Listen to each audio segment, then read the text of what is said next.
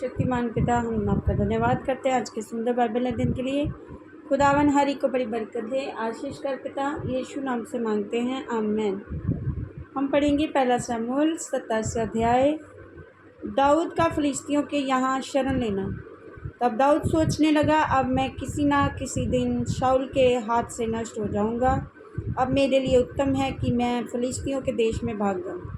तब शाऊल मेरे विषय निराश होगा और मुझे इस्राएल के देश के किसी भाग में फिर ना ढूंढेगा। यो मैं उसके हाथ से बच निकलूँगा। तब दाऊद अपने 600 संगी पुरुष को लेकर चला गया और गत के राजा माओक के पुत्र अकीश के पास गया।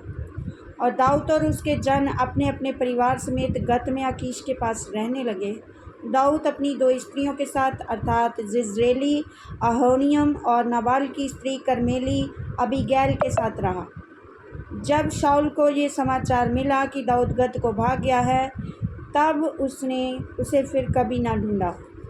दाऊद ने अकीश से कहा, यदि मुझ पर तेरे अनुग्रह की दृष्टि हो तो देश की किसी बस्ती में मुझे स्थान दिला दे, जहाँ मैं रहूँ। तेरे दास तेरे साथ राजधानी में क्यों रहें। तब अकीश ने उसे उसी दिन सिकलग बस्ती दी और इसके कारण सिकलग आज के दिन तक यहूदा के राजाओं का बना है।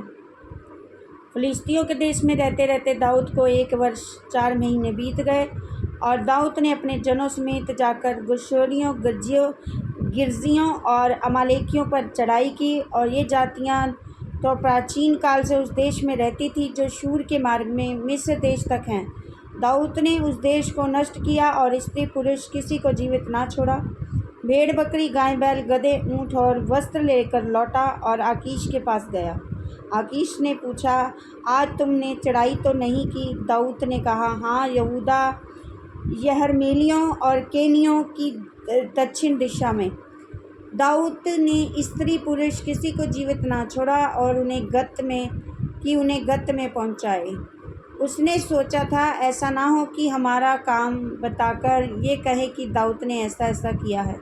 वरन जब से वह फिलिस्तियों के देश में रहता था, तब से उसका काम ऐसा ही है। तब अकीश ने दाऊद की बात सच मानकर कहा, ये अपने इस्राएली लोगों की दृष्टि में अति घृणित हुआ है, इसलिए ये सदा के लिए मेरा दास बना रहेगा। इस वचन के द्वारा प्रभु ब्लेस करेंगे, आमीन। सबको जय मसीह।